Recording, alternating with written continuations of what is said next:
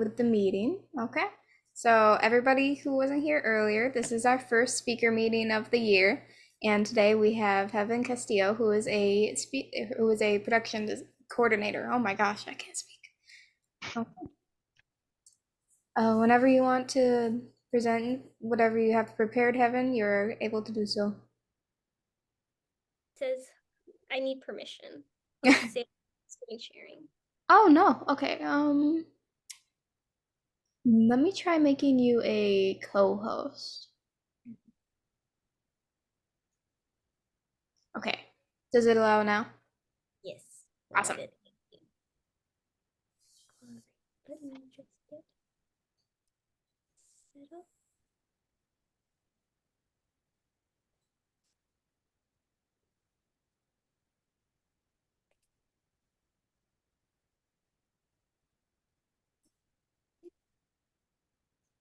Can y'all see that? Mm-hmm. Yes, we could see it. So, hi, my name is Heaven Castillo. I am a production coordinator at Pixar. Some fun facts about me: I've been to NYC Comic Con 3 times in various cosplays. I went skydiving in Australia when I was 16, and I am self taught in embroidery and sewing, and a bunch of other arts and crafts because I cannot be stopped. So a little bit about me. I was in the Character Nation program from August 2018 to May of 2020. I worked on the short film Stick to Manual as the production manager, lighting lead, marketing lead, compositing lead, and everything else that needed to get done, essentially. That's kind of just where I fell. I also did participate in Campus Movie Fest. We worked, a few of us in the character animation class created a short called Who Pun It?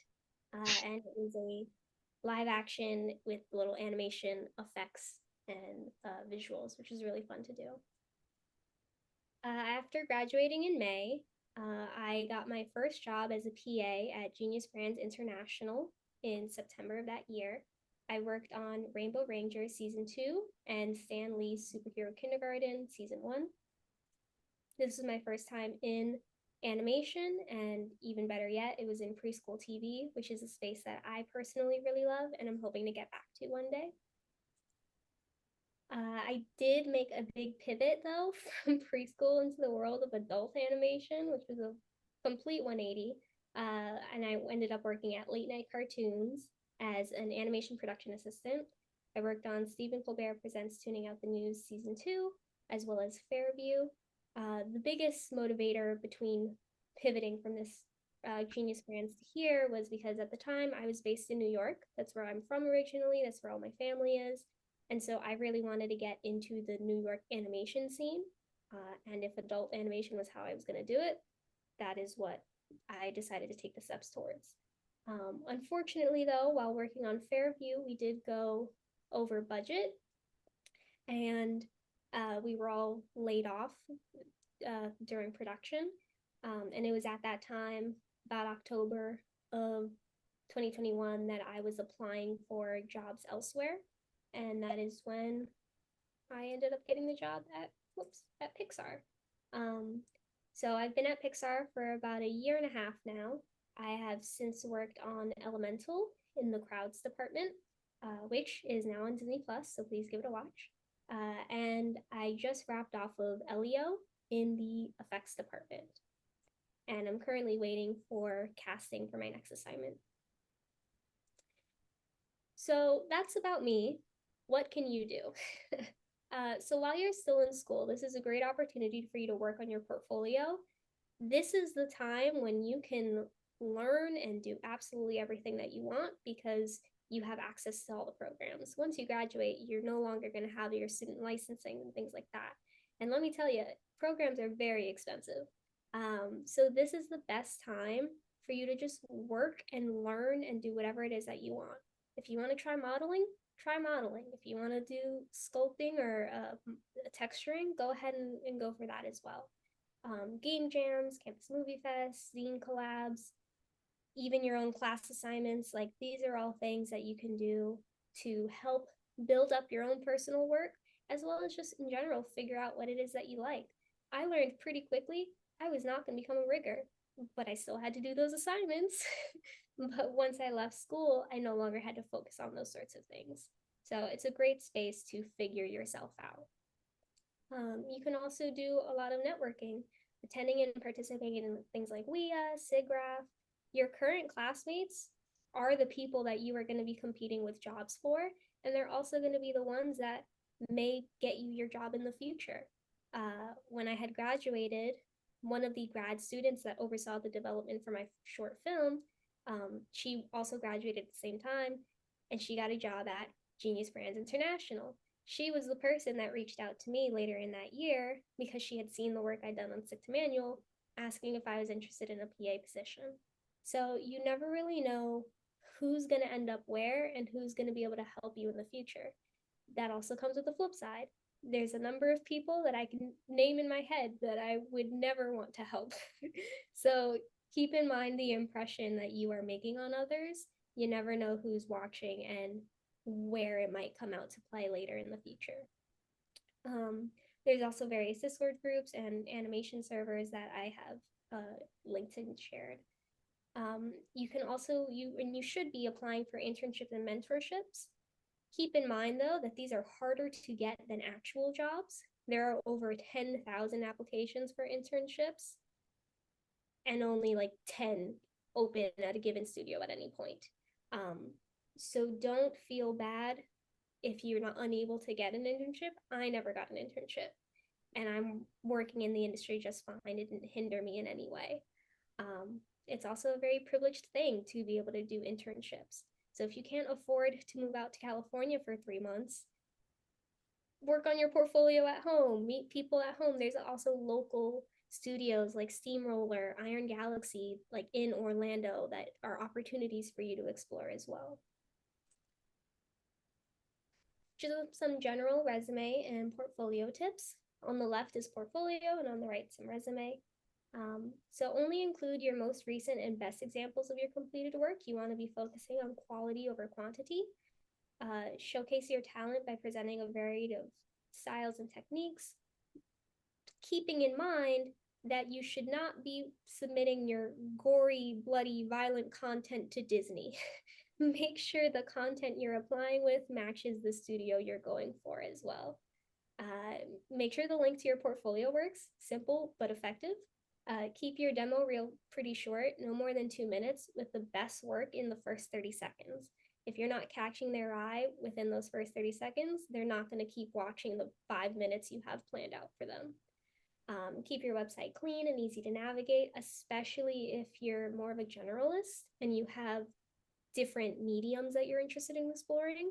Don't put your prop design on the same page as your background work. Those should be 2 different tabs on your website.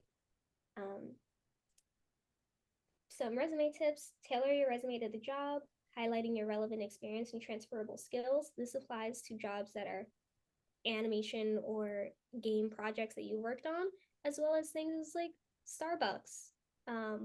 There's nothing that says you can't include your day job, if you will, on your resume, because that shows you how you interact with people. And a lot of the industry is interacting with people. It's just one big group project all of the time. And if you don't like that, maybe you should focus on indie work and not try to get in. Highlight your soft skills in your job description bullet points and your hard skills in your skills section. Include organizations, volunteer, personal projects, general naming convention, first name, last name, the job title, your resume. Don't just send it out as a Word doc that says resume. And don't include any information that can be used to discriminate against you. Things like selfies, your location, birthday, etc. Obviously, these aren't things that should be used against you. I personally am just under the belief of better to be safe than sorry. So if they're asking for California applicants only and you do not live in California, they don't need to know that until you start interviewing. That's, when stuff like that is important. But for the time being, if you're just applying, don't put anything that could even possibly count you out, is how I operate. Yeah. So this is an a little old, outdated example of my own resume. I just wanted to showcase two different resume styles, different ways that you can, format. I just blocked out the contacts section. I do want to highlight, you'll notice under my skills section, I put Pokemon Master. I think it's okay to be a little fun and silly and goofy because we work in animation. It's a great place to be. Same thing with the use of color.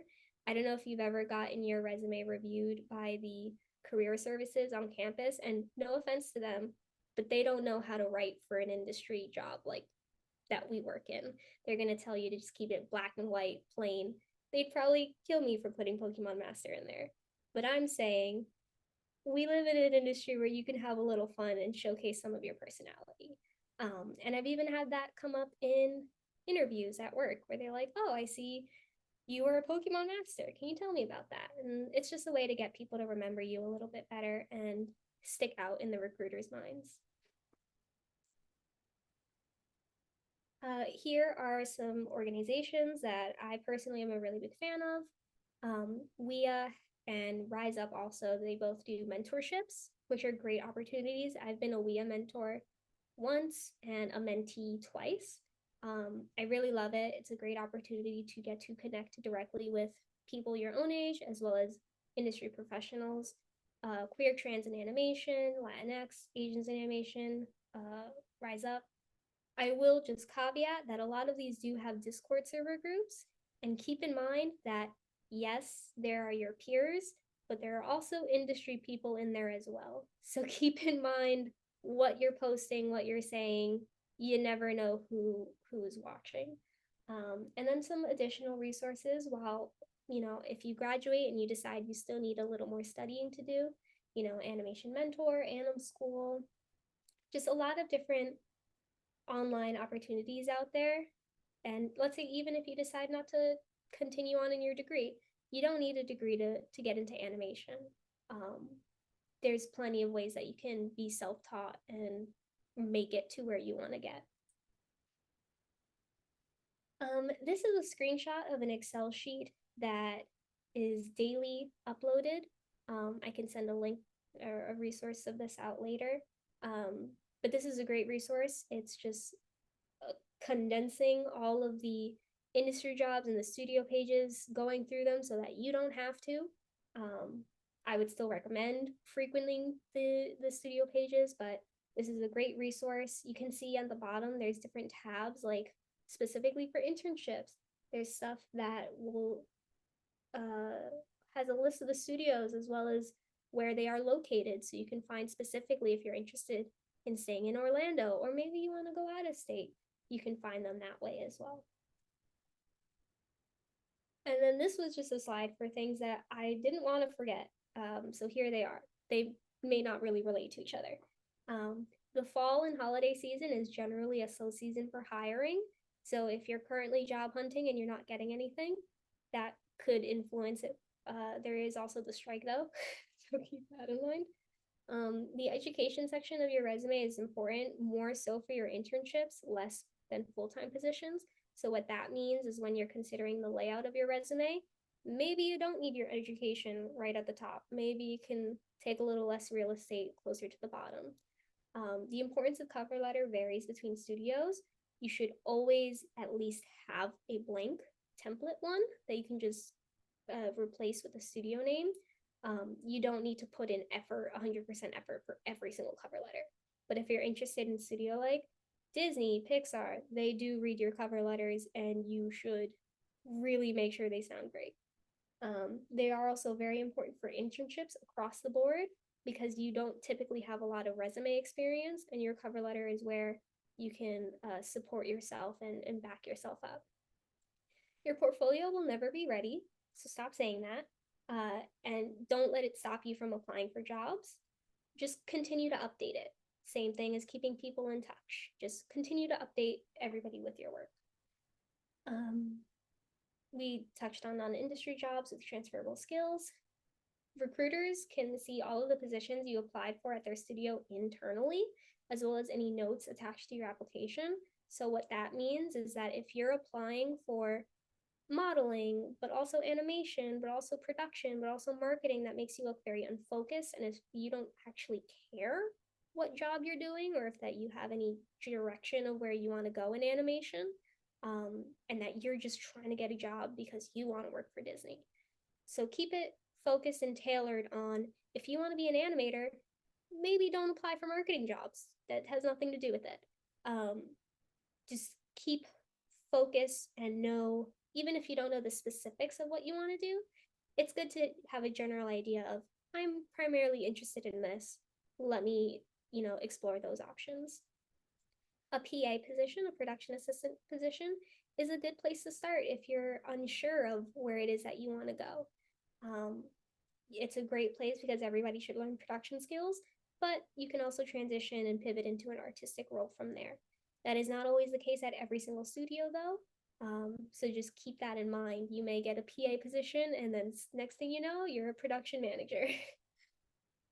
Downloading the trial version of a program and viewing YouTube tutorials is enough to put it as a skill you're familiar with. You're not claiming proficiency, you're just saying, yes, I've opened Toon Boom before. I'm still going to need you to train me, but I at least won't be floundering as much as if you had never worked on it before in your life.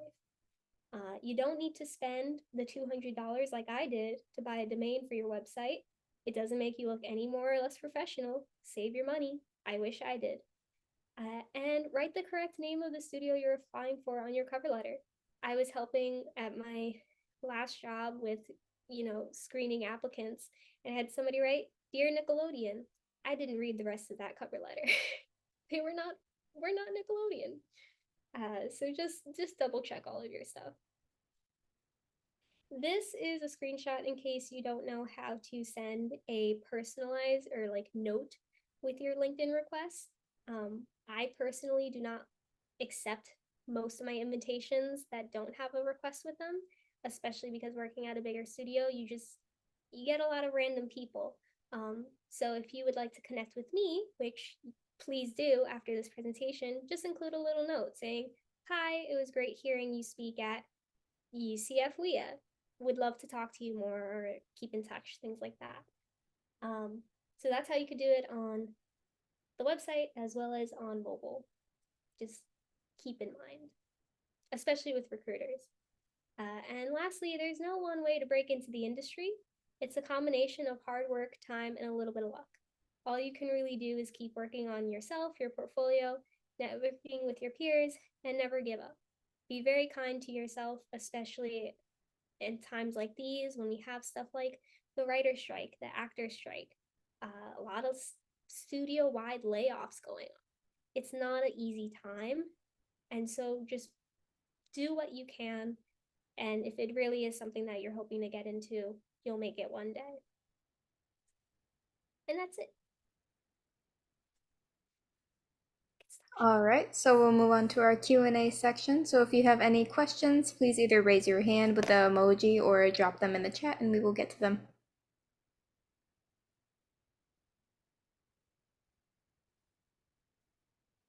Okay, Gabe has a question. All right. So you're a production assistant at Pixar. Can you walk me through the average tasks of what that takes? What do you essentially do as a production assistant at Pixar? Yeah, so I'm a production coordinator. Coordinator, excuse me.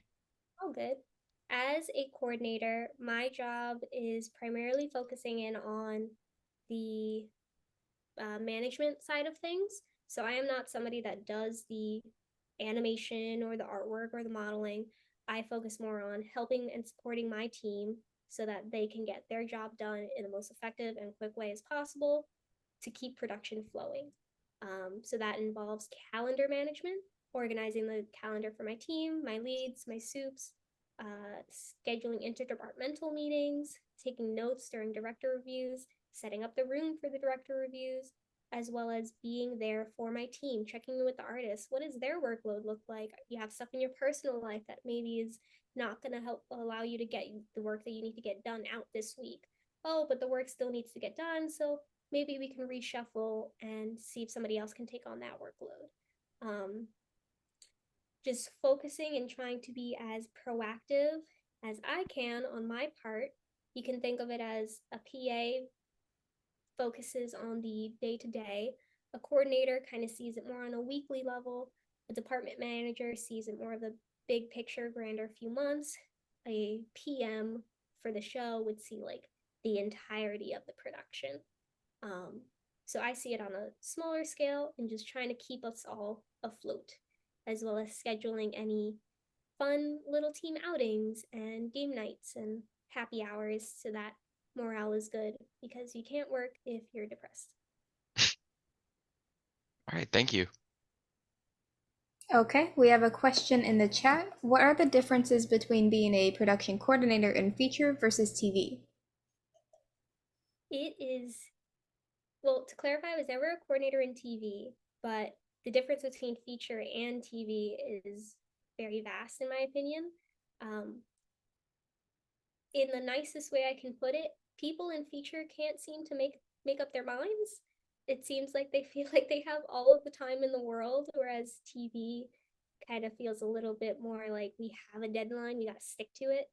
Um, but you can kind of view it as in feature, it would take Elemental, for example, that took like 7 years to make from original concept to development closeout and sending it out. Whereas I was working on tuning out the news season 2 for about like 8 months, and we got the whole season out. To be fair, that studio operates on steroids.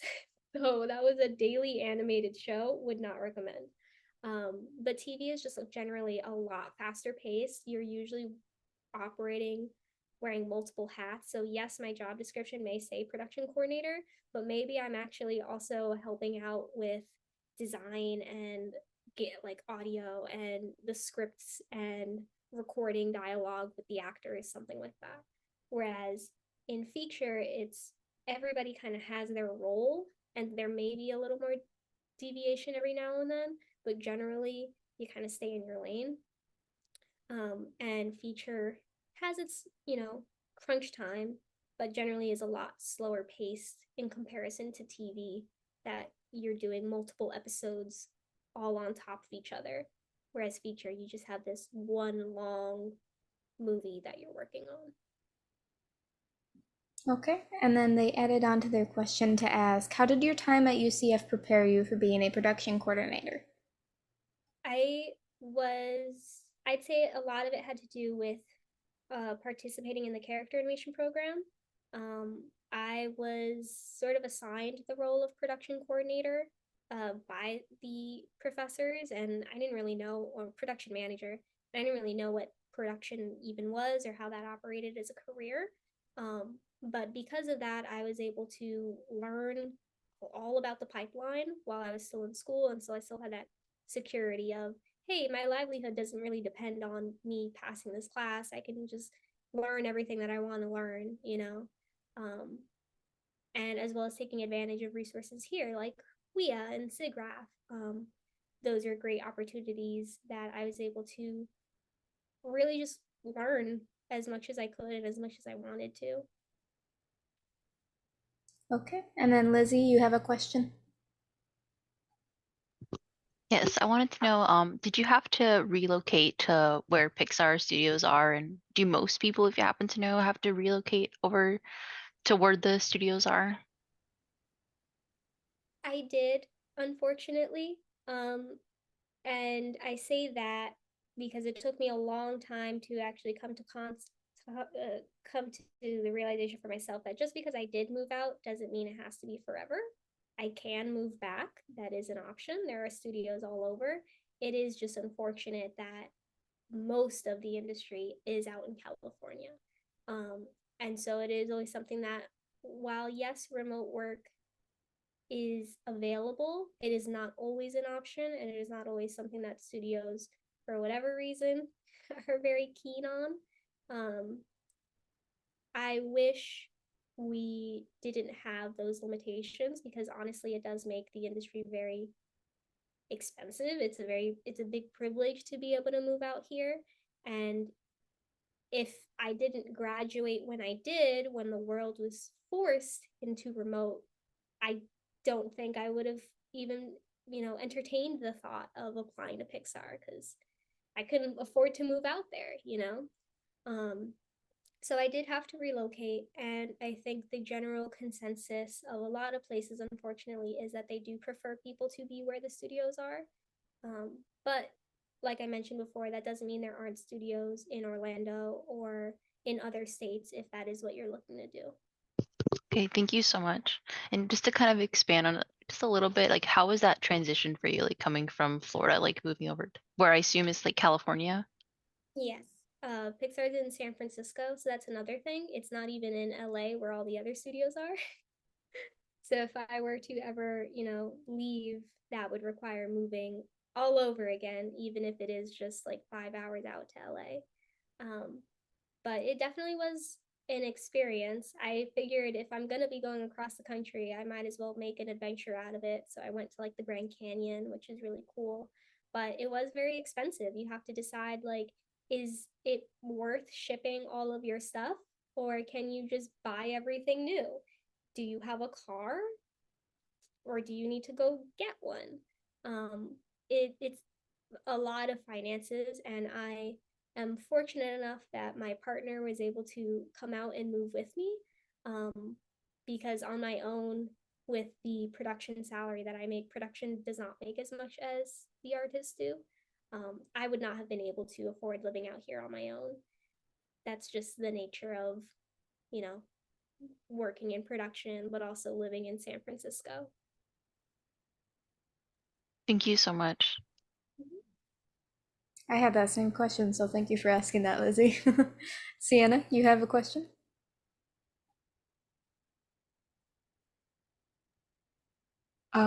Heaven, can I ask, what was it that drew you to preschool television and what makes you want to go back to that?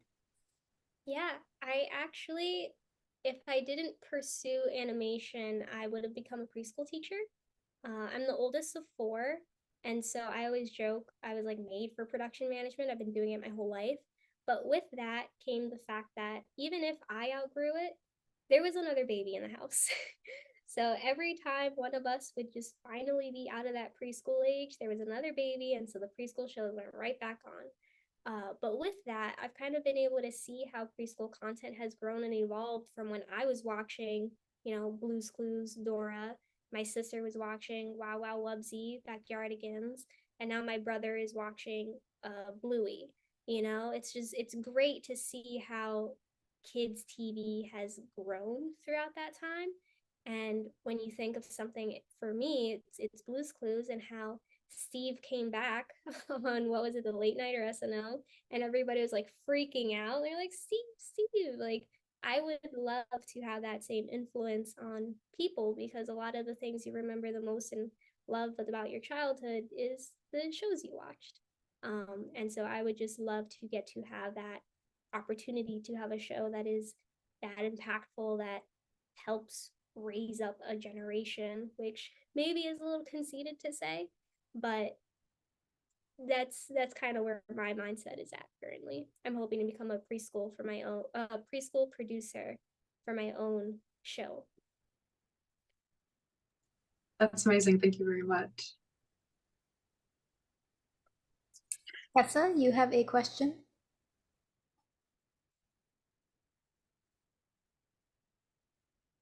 Oh, I can't hear you.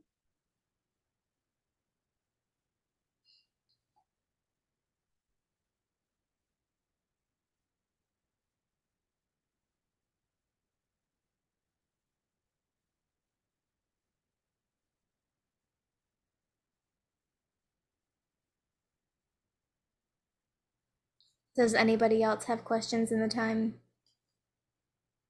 meantime? Okay, Jacob. Yeah, hello, can you hear me? Mhm. Okay, hello. So Heaven, I was just curious what your portfolio for production coordinator looked like when you applied to Pixar. So the funny thing about production is that you don't need a portfolio. Your resume is your portfolio. I had actually graduated with the intent of becoming a lighting and compositing artist, but due to the fact that like I mentioned, you don't have access to those programs once you graduate, unless you're willing to pay the thousands of dollars to get nuke, and I wasn't. But also that pressure of the pandemic, recent grad, unemployment. My sister was just starting college, and my parents weren't cutting me off financially, but there definitely was that understanding of, well, we have to start paying for your sister, so you need to either start working at Trader Joe's or like get in, and get your job. So I kind of pivoted into production, but I don't say that as it was like my backup and I'm upset about it, because I do think that is where my skill set is strongest and lies best in. But regarding my portfolio, that would be the work that I had done in school, in on-stick to manual as a production manager, as well as I was a clerical aide for the Department of Industrial Engineering. So I was a front desk person, so showcase how like my emailing and phone calling receptionist skills would be great for production. I was also a camp counselor at one point for preschool kids, and so I showed how that gave me great patience and a passion for preschool content. And it's really is just rewording all of your skill sets to fit the job description in a way that says, yes, I have never worked in a studio, but that doesn't mean that I don't know how to use Excel or that I can't run around and like figure out a call sheet, things like that. I do also have my own website though that and an art Instagram account that I mostly use to showcase my embroidery, as well as, traditional art or stained glass art, things like that. And that did come up during my interview at Pixar, because because you're not expected to have a portfolio in production, one of them actually clicked the link and was like, oh, this is really cool. Tell me about your creative side. But yeah, that was a long-winded way of saying I don't actually have a portfolio anymore, but production, you can find a different way to showcase your skill set.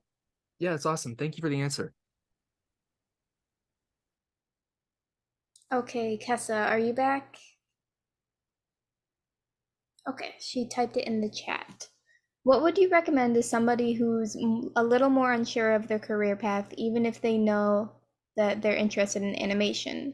Would character animation allow for that experimentation? Would experimental animation allow someone to have the skills to still break into the industry? Yeah, I'm assuming you're talking about character animation, the program, versus experimental animation, the program. I can't speak to experimental animation just because I didn't experience that. But like I mentioned, you don't actually even need a degree to get into animation. So either would be fine. I think it's really just, if you're unsure, is just, dabble in a little bit of everything while you still can and while you have the opportunity and the resources to. And even just looking up stuff on YouTube, attending different talks, either from WIA. I know DreamWorks just finished up, they had a summer speaker series. So like different studios will often have presentations and panels where you can meet and talk with, what does a script soup do, or what does a background designer do, what does a model or a character model or a character rigger do, and just hearing from people and seeing what it is that they do, and hopefully that'll help you navigate what it is that you want to do in your own space.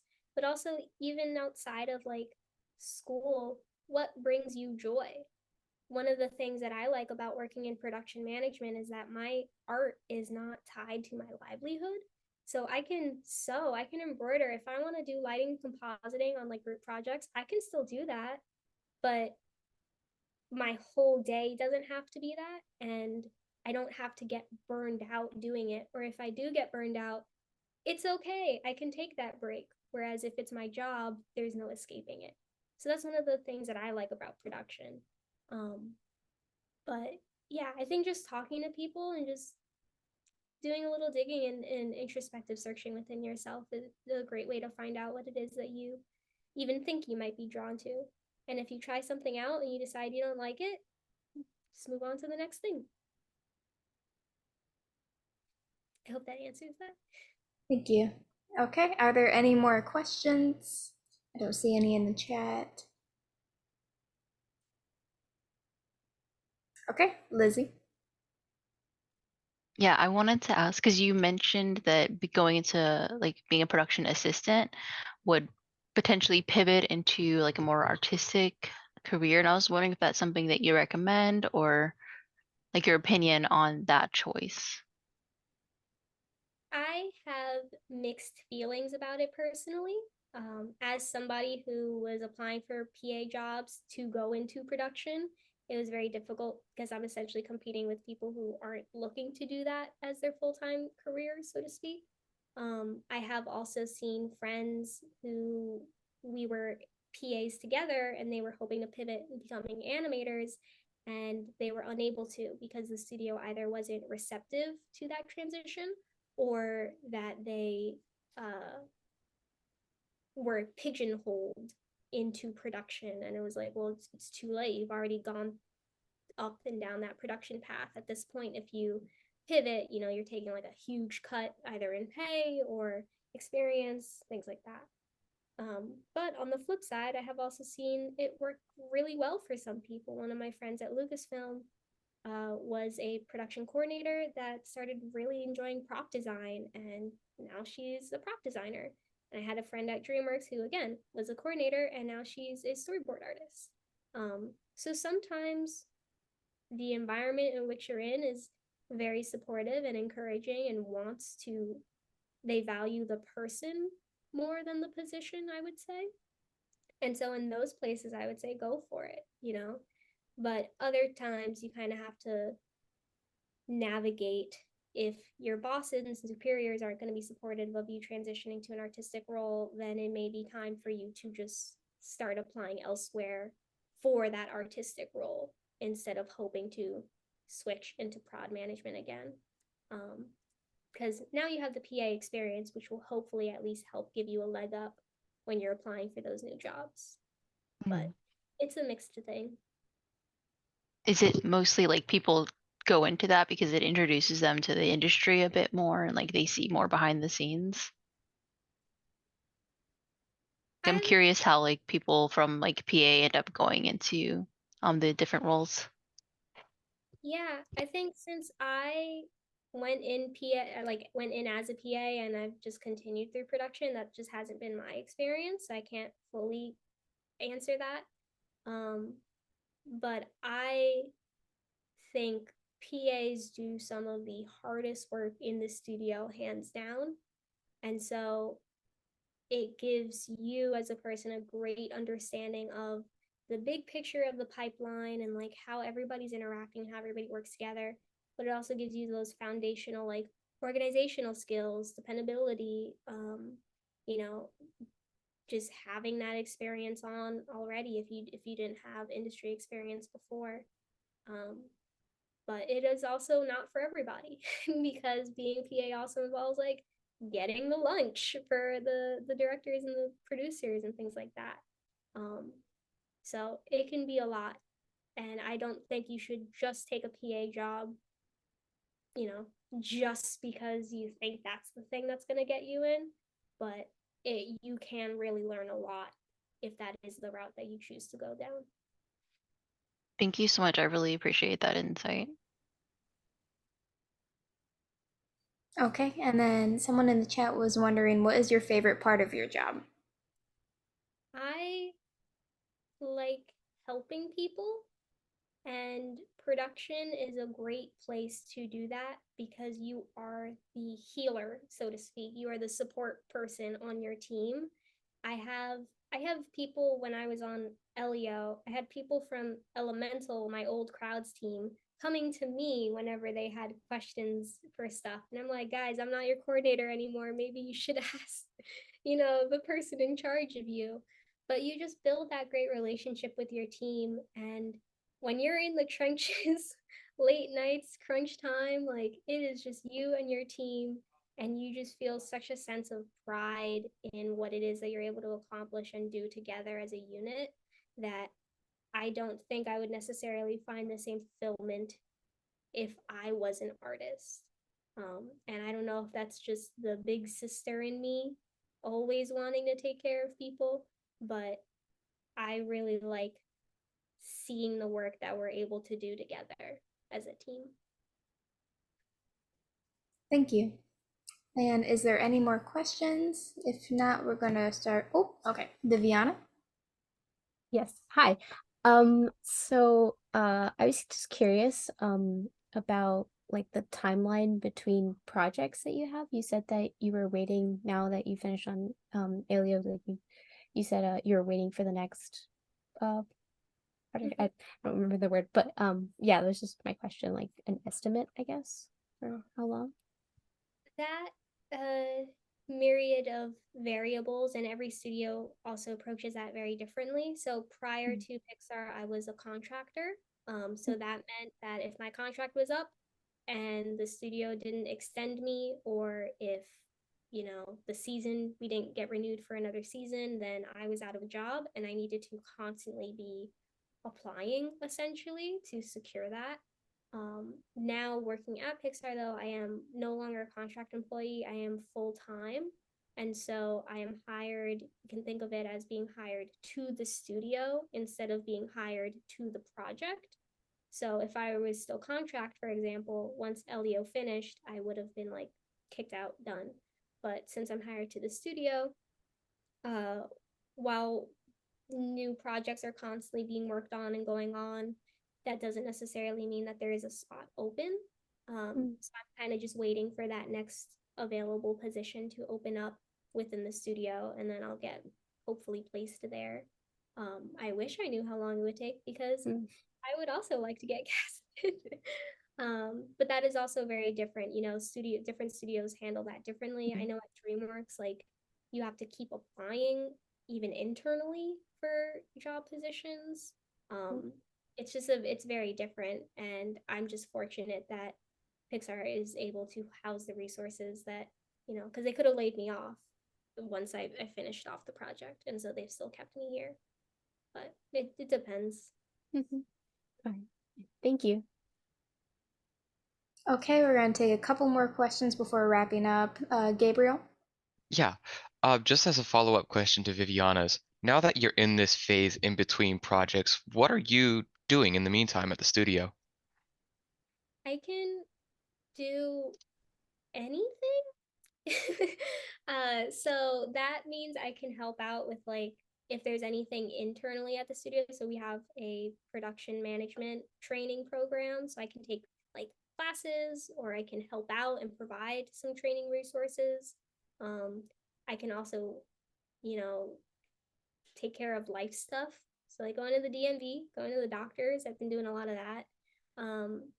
It's just been a great, valuable time that you're not always guaranteed or even offered wherever you go. So I would say that my studio is a unique exception to that rule. Okay, thank you. Okay, are there any more questions? All right, we're gonna wrap up for the night then. Thank you so much for speaking for us, Heaven. We really enjoyed having you here and listening about your experiences and your entire journey.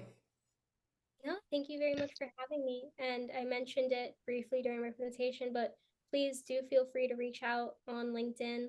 Just include a note, or else I may not accept it, and don't hate me if I do that.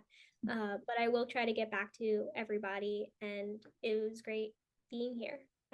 I wish everybody the best in their animation journeys, and I am glad to be a part of your story. Thank you so much. All right, we will post this recording within our Discord. Other than that, I hope you all have a great night. And yeah, thank you for coming. Yeah, Thank you very much. Real Thank quick, you so much. did we have a sign-in sheet, or is attendance not being taken for this meeting?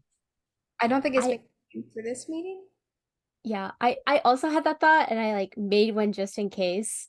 Oh, But like I didn't know if like I should like post it or not, if that was like a thing. People already left. yeah, but we'll do it for the next one, which is in 4 Yeah. days. So mark it Okay. up in your calendars. Our next speaker meeting is on September 20th at 5 p.m.